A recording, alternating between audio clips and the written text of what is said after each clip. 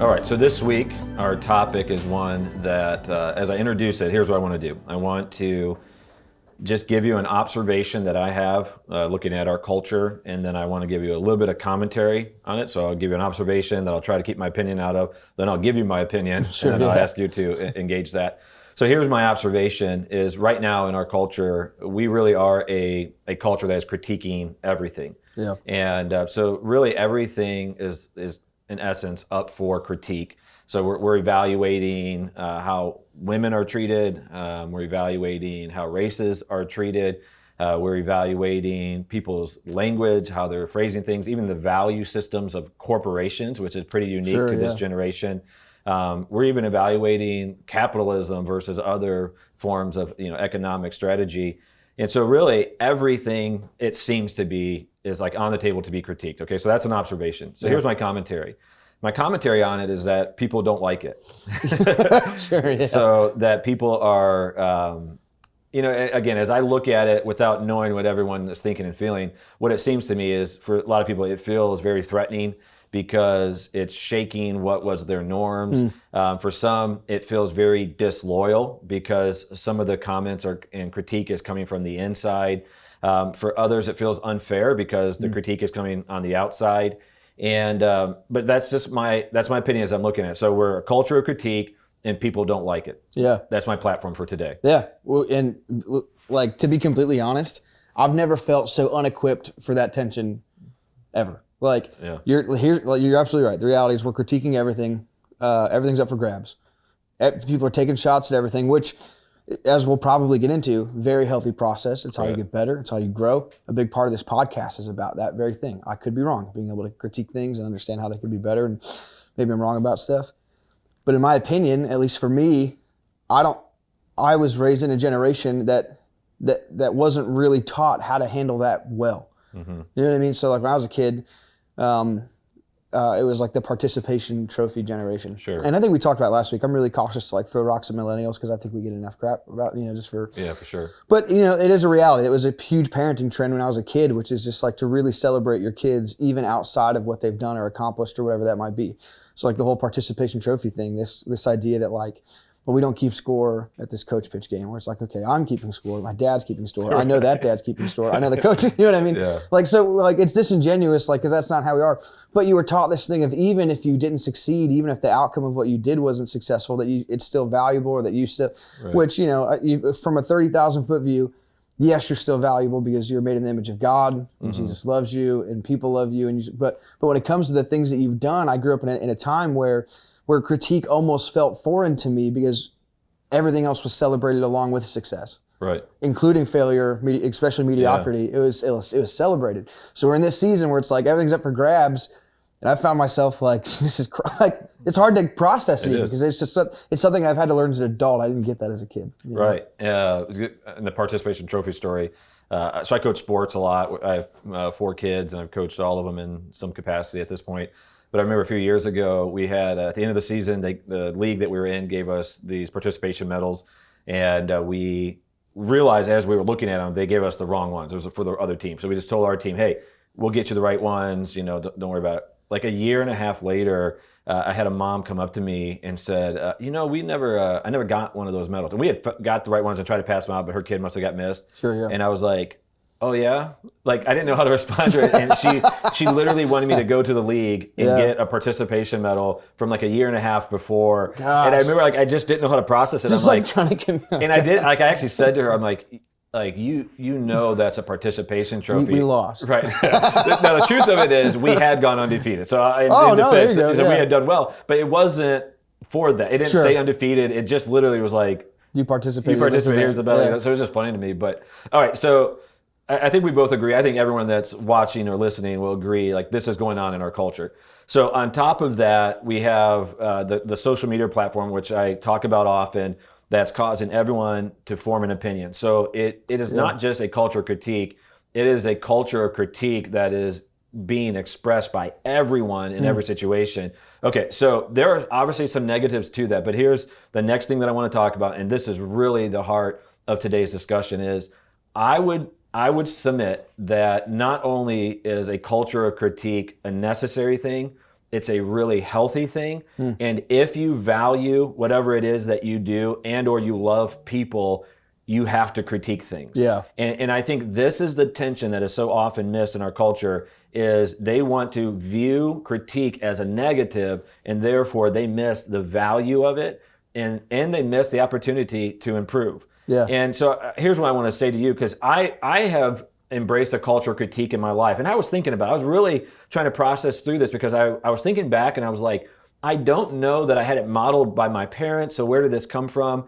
My parents were very encouraging. They were very real with me. I know you've talked about your dad being very real with you, and I'm sure we'll get into that some. Yeah. But like, I don't remember my parents like sitting me down and critiquing me. Sure, but yeah. what I think is, for me, it was in athletics. I was so into sports growing up, was Yeah. able to find success in it. But I was harder on myself than any coach would ever be. I was harder on myself than anyone else would ever be. And I don't think even in an unhealthy way, but I was just like a realist. Like I knew like, oh, I'm not good at this, so I'm going to work at it. So I was constantly critiquing myself, but this has become my rhythm. So even as a leader here at the church and with our staff, it's one of our values as a staff culture, is culture critique. But I know when you first came in, that was somewhat of a culture shock to you. Big time. And now you're one of the biggest champions of it, and you are a big voice in preparing our staff that come on now. But will you just speak for a moment, that difficult transition of coming onto our staff and realizing, like, as we were critiquing everything, and even explain like what that means, but how that impacted you first, and what changed in your mind and heart to start to look at it as a positive and not an attack on you? Yeah, for sure. You know, kind of like what I started with, I wasn't equipped walking into it. I didn't feel equipped. Now, I had thought I was equipped for it. I think everyone in theory likes to think like, yeah, I accept criticism really, really well. Me and my sister Mary, we're very similar. Like the way we learn is similar, the way we've approached, the way we've grown and changed is similar. But we both had that same naiveness getting into a job like this, thinking like, yeah, I handle critique well. But it was probably a solid year and a half of every time I got criticism over anything, it was devastating to me, to the point where I'd go home and I'd talk to my wife and I'd be like, I don't know if I can do this job. Like, I'd go home and say like, I feel like I took the wrong thing. I feel like I'm not called to do this. I feel like, all these things. And it was because I had one massive issue that I didn't sort out prior. And once I did, it changed my entire life. And it still is daily. It's a life-changing thing where the more I embrace it, the more, I feel like I've been better about it for years now, but even so, it's like a daily journey reminding myself and living in this space. And it's really just this tension. My value is not tied to my performance. Now, that doesn't diminish the value of performance. You want to perform and you want to succeed and you want to grow and you want to get better. But where I was feeling is every time I got sat down and someone said, hey, this wasn't that great, let's try to change it or be better, rather than saying, wow, this is an opportunity for growth. Wow, this is an opportunity for my ministry to get better. It was wow, I suck. Or wow, I failed and I'm embarrassed now. And then in my experience, it can go two ways. Mine was more of a shameful route, which is awful in its own route, but just feeling that like, oh, down on myself, like, oh, I'm no good. But then there's another category of people who theirs is like almost aggression of like, well, only because this, or, well, it's because so-and-so didn't give me, well, I thought the deadline, but, and then they'll give you the 15 things. It's like, just keep your 15 things. Like, let's just keep it about the criticism. But when you're not capable of understanding that, like, hey, I'm still okay. You know what I mean? Like, I might get critiqued, but like, I still have value. Like, it doesn't mean I'm an idiot. Doesn't mean I'm not smart. I just, like I said in the beginning, I just didn't have that growing up. I grew up in a space where I was celebrated for mediocrity nonstop. Like I watched videos of me playing guitar and singing songs when I was like 16. It was awful. It's terrible. But if you ask my mom, she's like, you were a genius. Right. Oh, yeah. Moms are good for that, aren't they? They're great. She just built me up, which is good in its own right. I don't know. I'm a new parent, so I don't have all the parenting strategies figured out. But she was so encouraging to the point where it was almost like, I feel like I am a genius. Right. And all of a sudden you get into the real world and realize very quickly that you're not, that you have places to improve, that everything I touch doesn't turn to gold, and it just freaked me out. Now, luckily I had a dad who, like, on the other hand, was a little bit more of a realist. Like I remember when I was a kid, I played basketball in junior high, which is just like not my thing. Like, I love basketball. I'm just not. It's kind of weird because you kind of, like, in my mind, you look like the stereotypical Sure. When people player. see me, they think short. Like that's. Believe it or not, no. In spite of what you may think, no, that's not. I'm not a very good basketball player, but I tried really hard. And I remember my dad sat me down and he was like, "Hey," he's like, "You are embarrassing me." He's like, "You are so bad." He's like, "You have two options. get better or quit and find something you're good at. Because this isn't how we do things. Like you're not going to, whatever. And different parenting strategies, you can say it in a different way. That's the way our family operated. It was good for what it was. So in that end, I did feel like I had a dad who hooked me up a little bit with that. But I also had that mom who was just so encouraging. She'll probably watch this. Like I love her. She's still encouraging. I'll tell her I'm on a podcast and actually. Oh yeah, that's so funny this past week. Can I share this? Yeah. So I get on Facebook and I see your mom shared the podcast and she said Michael's pastor is going to sit down with him. Yeah, for his podcast. And I was like, there's never been a more mom statement than that. That's the way moms view the world. It's like, sure, my baby's got a podcast. This is so great. Yeah. But man, so she's so encouraging. But anyways, all that said, when I got here and I worked on the staff, I just wasn't ready for that moment of like, hey, I can have bad ideas. I can fail, and it doesn't mean I'm going to get fired. It doesn't mean I'm in trouble. It doesn't mean I'm dumb. It doesn't mean I don't have value. It doesn't mean I'm not called to this job. Yeah. What it means is there's improvements here. And once I changed my mind to that, man, it is a game changer. Right, and your struggle through that helped me understand a better way to prepare future employees. Because what was at that point natural to me, I realized was not natural to most people. Yeah. And so now we go through the list of values. So it's different statements that we use, but you are not your idea. Yeah. Like those are two separate things. Like you can have different ideas, but we're going to throw an idea up in the air. We're going to try to punch holes in it. Best idea wins. And so like we're preparing people like you can have an idea. It might not be the one we go with, but it's still a healthy part of the process. And when it's done, and I really mean this, I think that we even talked about this last week a little bit, but when we get done discussing something, I don't think anyone takes ownership of an idea. Almost never. No, because like I leave a meeting, I don't know who started that idea, but we go away going, this was great. But it was that whole process. So we tell people like everything's going to be critiqued. And so even for what we do, the strategy that we use in our ministry is plan. So like you whatever event you're doing, you plan for it, you execute, you critique. It's always that rhythm of we plan, so we're not throwing things together. We think about it, we try to do our best. Then we execute our plan, but then afterwards we come back and we look at it and we say, what could have been better? Yeah. And this is the part that I think a lot of people miss. The reason why we do that is because we genuinely love people. And I remember years ago when I was like in ministry and I was in a different position here, whenever I was trying to implement systems into things, there was some pushback because there were some people that would say like, oh, that's not relational. And I was like, no, it's so much more relational because it is what allows people to get connected. If you don't have any systems, when people come from the outside, they don't know how, like the rhythm to get connected in relationships.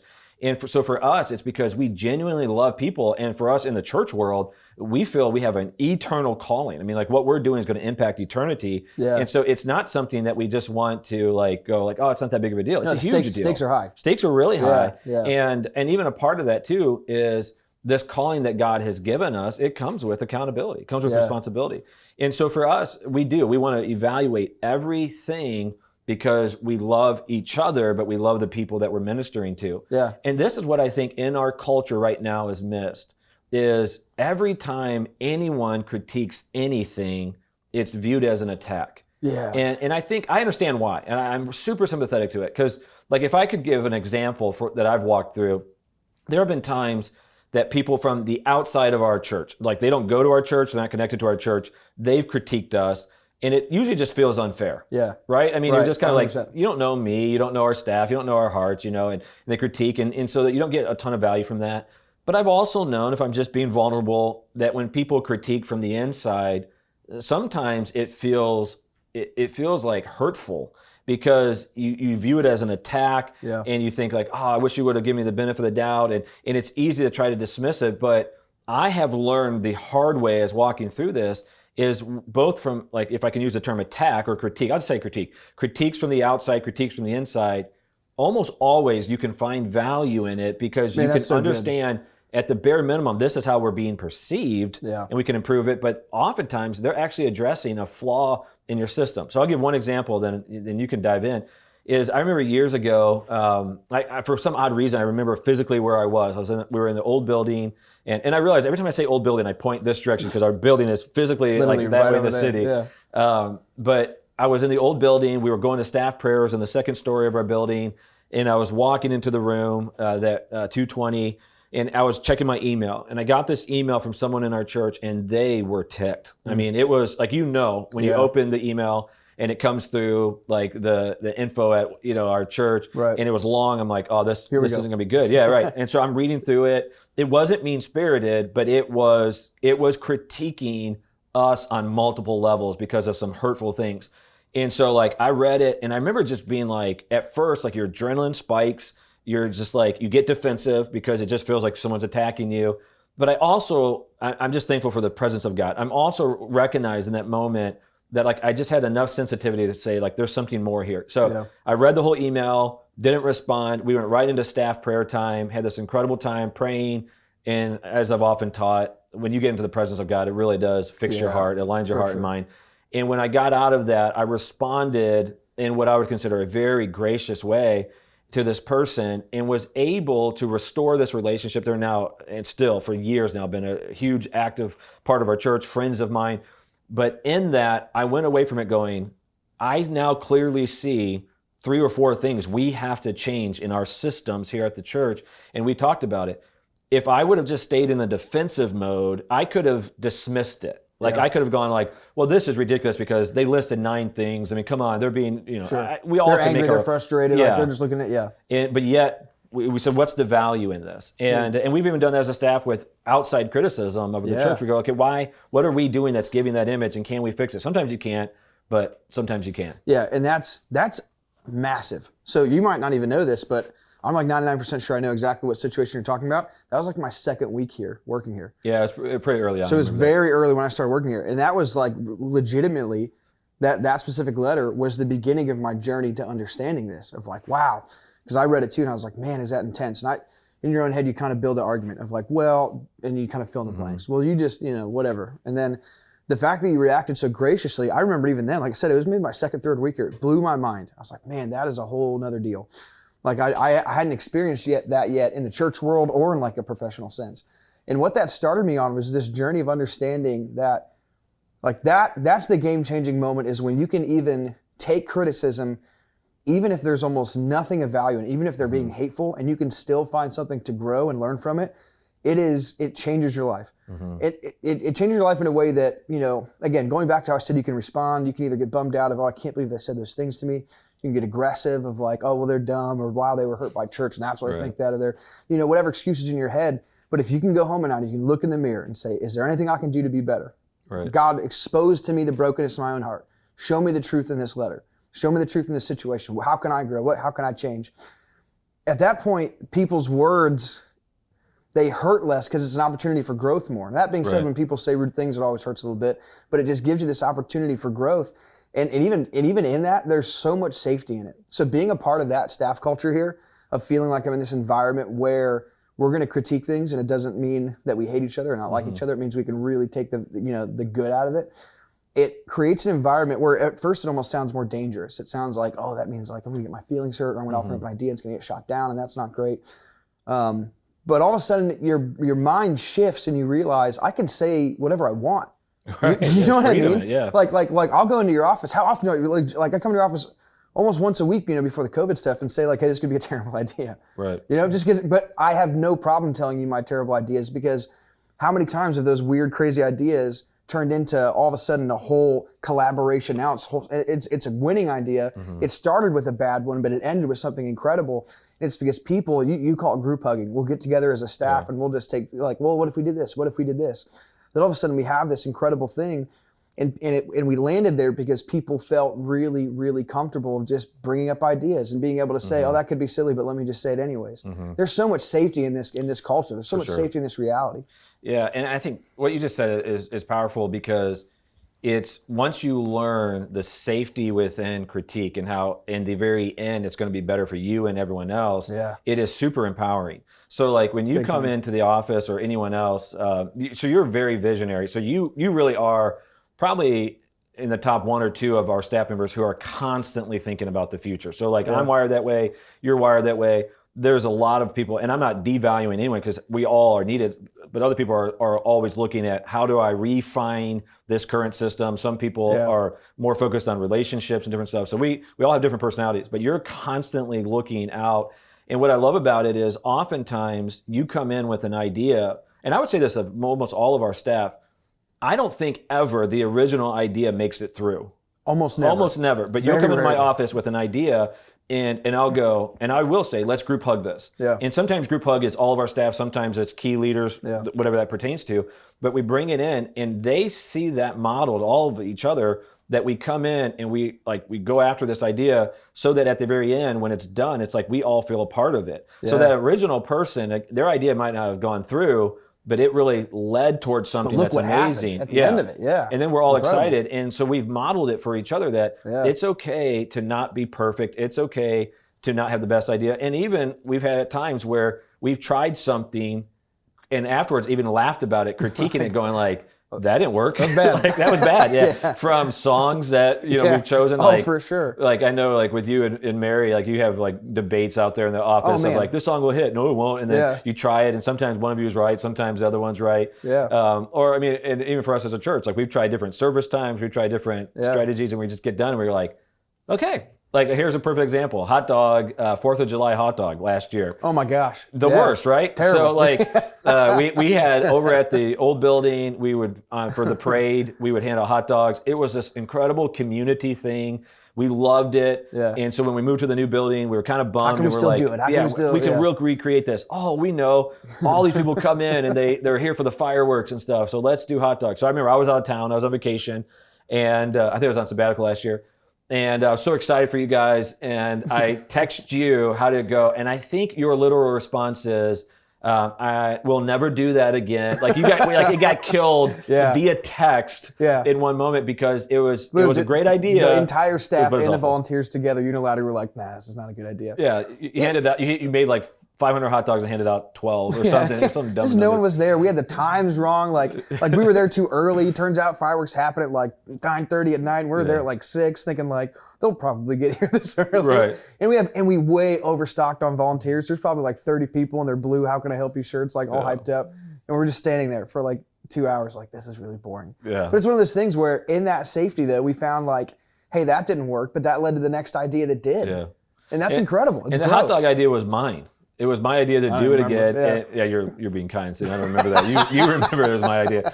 But it was just like one of those things where I even laughed, like, okay, yeah, that's a bad idea. Sorry, guys. Yeah. But here's the thing about too is what I hope happens, like even within our community, is that this idea of critique, that it flows into every aspect of our lives. Yeah. Because we should be in a constant rhythm of being critiqued by the Holy Spirit in our lives. I mean, this is literally what Jesus promised. It's what David prayed in Psalm 139. He says, "Search me and test me." I mean, he's literally saying to God, like, bring to the surface the things in my life that are not pleasing. And then he says, but lead me in the way everlasting. So basically, let me paraphrase it. He's saying, like, show me my bad ideas, my bad ways, then show me the good ways. Show me the good path. That's so good. And because here's what I'm thinking, like in marriages, how many people never critique their marriages or their relationships or their behaviors, and they don't even realize it, but as a result, they're just damaging so many people in their lives. So and this is the negative of social media, is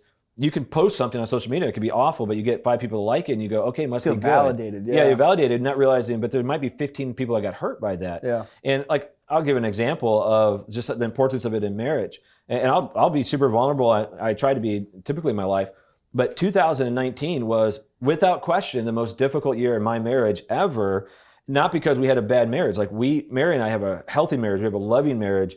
And I'm not exaggerating to say it's very rare that we have a fight. Like it's really a rare thing. In 2019, we made a purpose decision to critique our marriage. I mean, how unfun does that sound, right? But we realized at the beginning of the year, I was getting counseling, we were talking, it led to wonderful discussions. And we just said to each other, there's a lot of unsaid things in our marriage. There's a lot of things we're sweeping under the rug. There's a lot of things that we're not addressing. And it just feels like some of that's building. Let's spend this year or however long it takes to address these issues so that we can get better.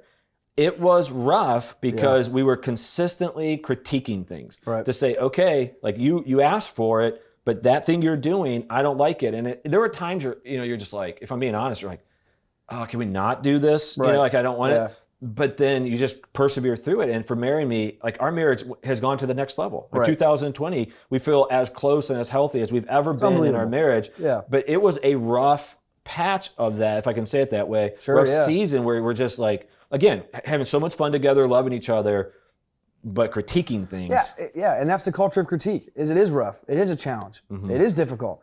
I don't like when my wife looks at me right in the face and says, hey, you messed up. That's not fun for me. Yeah. What is fun and what is encouraging and what is, really brings joy to my heart is from that place.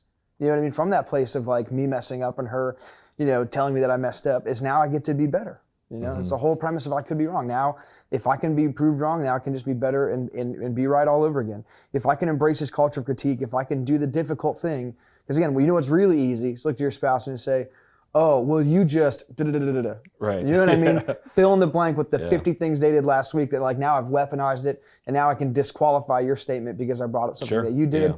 Or on the other end, some people aren't big arguers like that. I naturally am. Very easy for me to argue with people. Some people in that situation, especially with my wife, some people it's the victim thing. I'm like, well, I guess you just hate me or fine, whatever. And it's easy to fall into those camps. It's like we talked about in the beginning. You fall into these traps of avoiding critique rather than doing the hard thing and saying like, again, God, search my heart. What's broken? What's ugly? What can be better in this situation? So Gina, she's like the most peaceful woman I've ever met, very kind. But even in spite of that, sometimes she'll say something that feels like, oh, you could have said that nicer. And then all of a sudden I can find myself going down this like, it's a scapegoat, you know what I mean? Of like, oh, and now we're going to talk about the way you communicated that rather than me just like doing what needs to be done and saying like, you're right. I could have, I dropped the ball. I can be better in this area. And as long as we continue to make excuses, whatever that looks like in our own personal life, whether it be in our marriage or our job, we will always find ourselves not growing as a result. Right. If you can't just embrace that culture of critique and understand like, hey, I can get better. That, and again, detaching your value and understanding like, it doesn't mean that I'm the worst. It doesn't mean that I'm, I've found this unlimited growth in that. Yeah. So let me think about it. Like, so for us in our environment, we have a close proximity to each other. So we're close in relationship, we're close physically, and we have a culture of critique. So we're gonna really debate different ideas. We have discussed different things. But for like the average person that's watching this or listening to this, they might be going, okay, I want to be critiqued, but how do I go about doing that? I mean, do you walk up to a person and say, critique me? How do people discover that their ideas are flawed? How can they grow in understanding? How can, even in their behavior, to evaluate their behavior, how can they be purposed about it? Yeah, for me, I've always been an advocate for build the things that you want to see. So this is like I guess a sidebar, but when I first moved here, I was really upset that there wasn't like a music scene. It bummed me out. I was like, man, I feel like there's no people who write songs. And I probably spent, I came from a bigger city in San Diego, and I just felt like that was such a missing piece here. And I probably spent over a year, maybe 2 years, just being grumpy about that. Then finally I realized like, well, why not just do it? Like, why not just be the solution? I can keep complaining about it, or I can try to set up a culture where of people who get together and we write music, and I have that thing that I so desperately wanted, and we did. And from that community, we have like incredible worship songs coming out of Lancaster, Ohio. We have incredible music. It's so cool. And so for me, if you're hungry for that in your life, like, man, I want that kind of critique, build it in a healthy way for the people around you. So if you have a couple of close friends, start building that as an expectation where you talk about, even just asking a really honest question. Hey, so my go-to for a lot of things is Kenny. He's our tech director here. I ask him all the time, like, am I being too rude? Am I being too intense? I'll be in his car and I'm like frustrated about something. And he's the number one guy who say, yeah, you absolutely are. He's like, here's another perspective.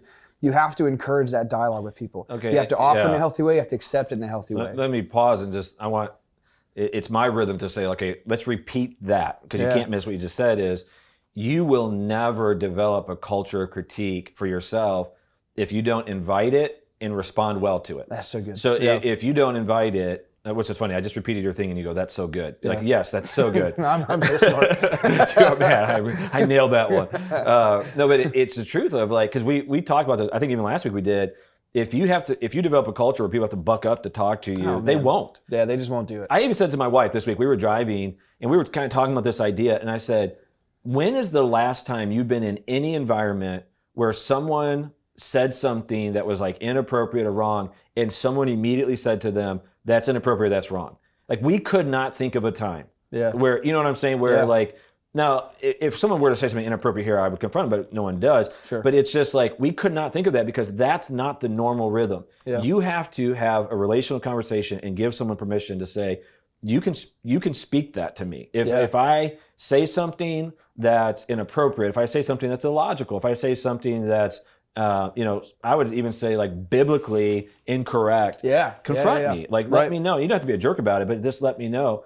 And so, and you have to mean it. You have to mean it. So when the time comes and they do that and they give you that opportunity for growth and they say, when I asked Kenny, he goes, yeah, actually, he's like, I think you're being too intense in this situation. I said, I think you're, my natural bent isn't a ton of empathy. So I'm like a type 8 on the Enneagram, and that's very much like very vision directed, and here we're going. And if you're not in that vision, like, it's very easy for me to not even take you into account.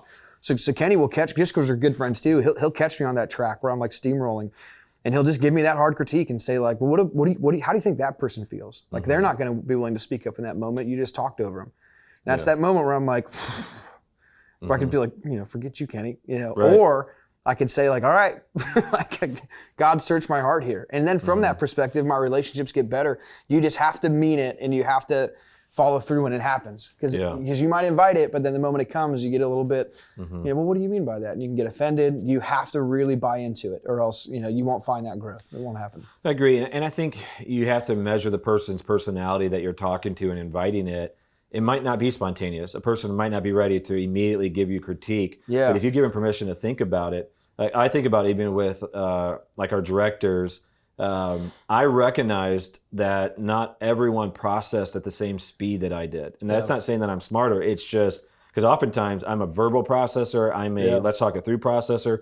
So it's like I'm immediate. Like, so if you come to me and say, here, I got this idea, my brain works pretty fast, and I'm like, I could come with some good questions and we talk it through. I realized there were some people on staff that literally needed a day or two. Yeah. And so I started sending out agendas ahead of time. Or I'll even do this now, like, hey, tomorrow when we all get together, here's a topic I want to talk about. Because you have to give people time to process it so that they can give you an accurate response. Yeah. And so again, it's taking their personalities into account. Yeah, and that's impacted our work culture in a really big way. So the same people you're talking about are genuinely some of the most intelligent, gifted, Spirit-led men and women of God that I know. Right. And when you afford them that opportunity and to say, like, hey, we're going to have this culture of critique, but we're also going to do it in a way that works for everybody well, where everybody can have a voice. And, because again, you put enough big personality people in a room, it's hard to get in a word in edgewise. Everyone's just, especially when you're not like the fastest verbal processor, all of a sudden a whole meeting happened and you feel like, well, I was just a watcher at that point. Yeah. You've been so intentional about how can we build. We're not going to apologize for the culture of critique. This is important, but how can we even do it in a way that makes sense for everybody?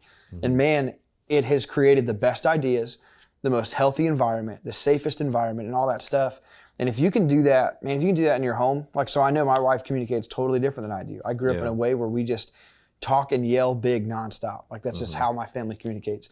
I remember my parents in my house right now, me and my dad were working on a furnace, and it was just like, we're just yelling at each other the whole time. Give me this. That's not where that is. Like, that's just how we talk to each other. Like, Gina wasn't like that. So it took me a long time to even understand, like, hey, if I'm going to offer Gina critique, it can't be like that.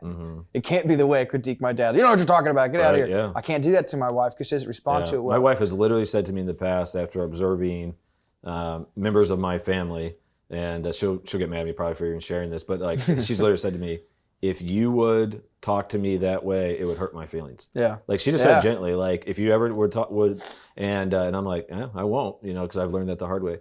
Yeah. All right, so here's one more element that I think, and there's a couple other things I want to hit before we're done.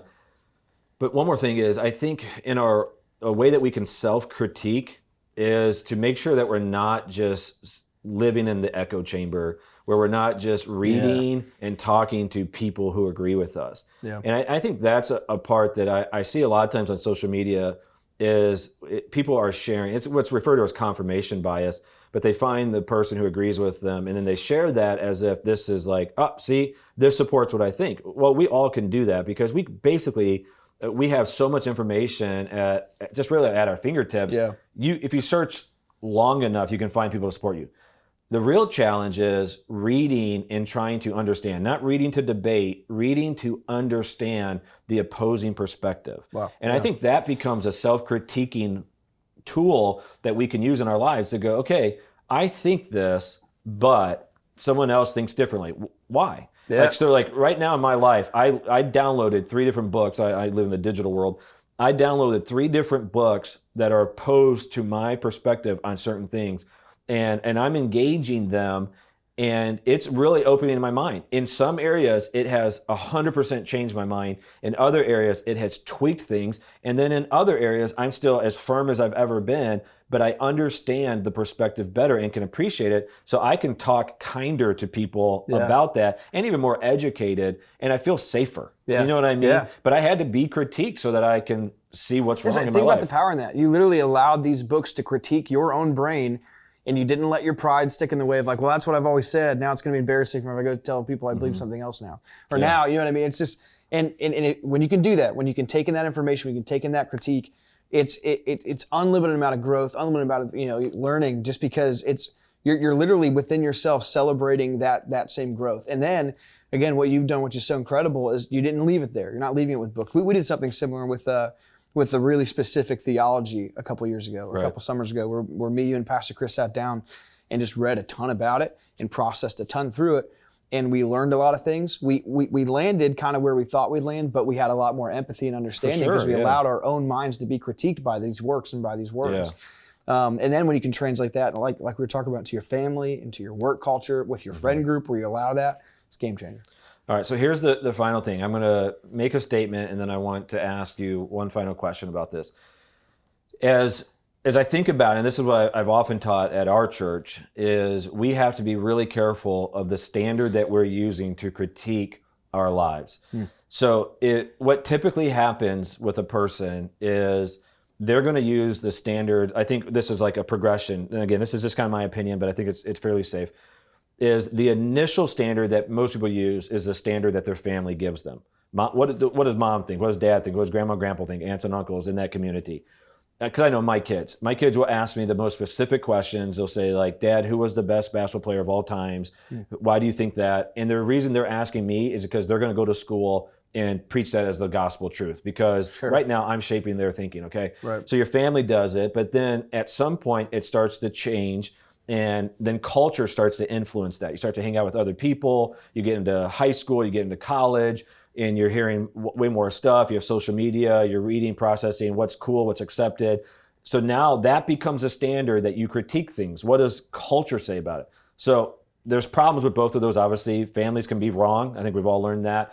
Culture is ever changing, so that's a changing standard. Then it comes to a point, though, where it just simply becomes our personal preference, where we've taken in what our parents have said, we've taken in what culture has said, we've taken in other sources, books we've read, podcasts we've listened to, pastors we've heard, we've read the Bible, we've mixed it all together, and then we're our own authority. That becomes our standard. Obviously, there's a lot of danger in that too. But then where I hope we all get is to where we're saying we need a standard outside of ourselves, and that's what I would clearly say is the Word of God. The Word of God has to be the standard that we use to critique everything in our lives. The reason why this is so important is if we don't, and this is where I'm getting with you, if we don't use the Word of God, then we fall back into some other system that someone else defines for us. And that becomes, at times, a box that's really unsafe. And so I'm going to make a statement that has the potential to offend everyone, but I think where most people are falling into is one of 2 political parties. And I mean, obviously Republican and Democrat in our country, they're falling into that. And then all of the talking points for each of these parties becomes the standard that they measure everything through. And that is the most unsafe place to be, because that standard can consistently be changing, but you're also allowing men and women who not all of them actively seek God and His ways to define for you how you're going to think and feel about something. And so what I'm seeing oftentimes happens is people are using everything that comes their way, they're using a political perspective to critique things. And that's not what we're talking about. To use a political party to critique things is just, it's another version of bad, in my opinion. We have to have a standard that's outside of ourselves that is relevant to all generations so that we can be in that safe place. Yeah, and I think what is so devastating about what you just said and the reality that we're in, that so many people feel that way, and even myself. Like, I can't sit here and say like I don't do that. Yeah, I do. I absolutely do. I'll get caught in this trap of like, because I'm a Christian, I must believe this. Because I grew up Pentecostal, I must believe this. Because I generally consider myself in this political affiliate, I must believe this as well. Here's where that gets super damaging and hurtful is people are really broken. There's one thing I'm very confident. I'm confident about a couple things. One of them is this: people are really broken. James would write in his book in the New Testament, the brother of Jesus, he literally said, "Your desires lead you into brokenness, which leads you into sin, which leads you to death." So anything that you're founding that on, this lens of how you view critique and how you view culture and how you view these things, it's not the Word of God. If that's not the standard for your critique of what you weigh it against, again, rather than saying what I mentioned earlier, God, search my heart for what's broken, if you skip that or even look to the Word, God, show me the truth here, and you fall on what you were just talking about, these political affiliations, whatever it could be, the way your family taught you. When you fall into those things, it is the most unsafe and in the weakest position to be in, because nothing could be as sturdy as the Word and the Spirit of God. Right. Nothing could be that strong or absolute. People are broken. They have broken thoughts and broken ideas. Yeah, because I've had a lot of discussions recently, and I don't say this at all to belittle anyone that this is relevant to. So if someone's like, oh, I've had a discussion with Matthew, he's talking about this. I'm not talking about someone specific. I'm just saying an observation. Is as we're discussing things, there are a lot of times that I'm laying out scriptures for people saying, like, this is what the Bible says, and their response is some form of, but like this, but as Americans, shouldn't we, fill in the blank? And I always want to say to them, you have to understand, your heart is pure in that you're saying, as Americans, don't we want to do what's best for America? And I understand that. But what I want to say to them is, as a Christian, you need to understand what's best for America is what Jesus said. If you really love the country that God's placed you, which we should absolutely love America. But what we want to do that's best for America is to do what Jesus told us to do. So what's best for America is not always what a party tells you to do. What's best for America is not always what our founding fathers did. People fall back on that. What's best for America is what Jesus said, to how we should treat one another, to love and to forgive. And so that's the challenge we're giving people is, you have to open yourself up for critique. You have to create a culture of critique, but it always has to be on the standard of the Word of God. Everything else will eventually just lead you down another destructive path. The Word of God is the only safe path. And historically, that has proven itself time and time again. There's never been a man-made system that was perfect forever. Right. Never. Yeah. There was never a government structure that was perfect forever. Right. America's probably the closest. You know what I mean? But even that, as we can see right now, it's flawed in its own billions of ways. Anything that's made by man can't be perfect forever. And the older I get, the more I'm interested in allowing that critique to be filtered through things that are eternal. Jesus. Absolutely. Like love, joy, peace, patience, fruits of the Spirit. The things that come with being in the presence of God. That's what I want to let that critique fill. That's even the way I critique people. I want to be filled with those things. The way that I process that information through. Because that stuff lasts forever. Jesus lasts forever. The rest of it, man-made thoughts are man-made thoughts. They're going to come and go. Different philosophies will come and go, which is great. I'm not anti all that stuff. It's great too. But it can't be the standard for truth or critique. All right. So next time we're going to have Dr. Gordon on. He's a friend of mine, and we're going to start to address the race issue. So I want to just do a quick recap of the last 2 weeks. I'm just going to briefly say it because what we did this on purpose is we wanted to set a foundation as we go forward and start to look at these topics that we're wrestling with as a nation, as a church. First and foremost is we have to have a humble attitude that says, I could be wrong. Like, I want to have an open mind. I want to hear. I want to listen for the purpose of listening. I want to hear someone. I want to touch their heart. And so I'm going to have a humble position. I could be wrong. But then also I'm going to critique. I'm going to critique my previous ways of thinking. I'm going to critique my perspectives. I'm going to allow others to critique it. I'm going to be open and humble in that moment.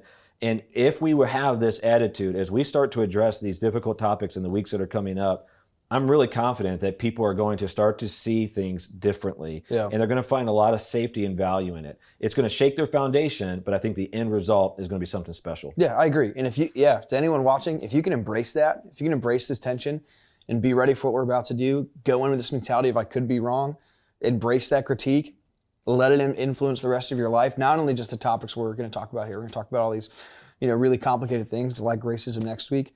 Allow it to influence your marriage. Allow it to influence the way you treat and talk to your coworkers.